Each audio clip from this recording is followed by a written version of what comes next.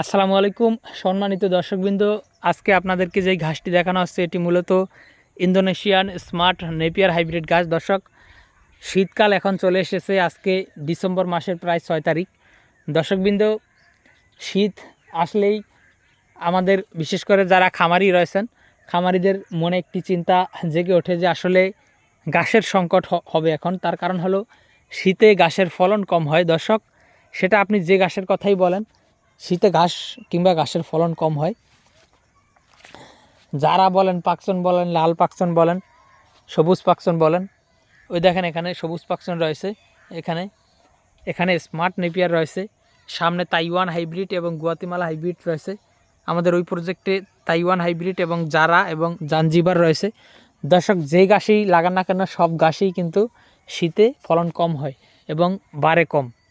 তো দর্শক, সে কারণেই খামারিদের মনে একটু দুশ্চিন্তা জাগে যে ঘাসের সংকট হয়তো দেখা দিবে।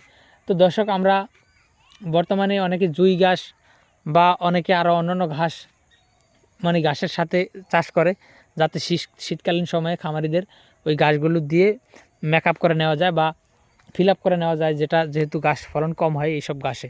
তো দর্শক, এখানে স্মার্ট নেপিয়ার ঘাস কতটুকুন কি হয় বা শীতকালে ফলন কতটুকুন কম হয় সেটা আপনারা দেখেন এখানে। দর্শক, স্মার্ট নেপিয়ারে যেটি হয় যে আসলে এই ঘাসের যতটুকুন মোটা দেখতেছেন, গ্রীষ্মকালে বা বর্ষাকালে আরও মোটা হয়। আর এই ঘাসের পাতাগুলো দেখতেছেন এখানে এখানে যতটুকুন এখন মোটা রয়েছে, শীতকালে এখন শীতকাল যেহেতু সে কারণে একটু পাতাটি চিকন রয়েছে। এটা কিন্তু গ্রীষ্মকালে বা বর্ষাকালে অনেক বেশি মোটা হয় পাতাগুলি, এবং মোটা এবং চ্যাপ্টা হয়। তো দর্শক, তবে গাছগুলো চিকন হয়, লম্বা হয়, পাতাও চিকন হয়, কিন্তু ফলন কম হয় না। দেখেন দর্শক, ফলন কিন্তু পর্যাপ্ত পরিমাণে রয়েছে স্মার্ট নেপিয়ারে।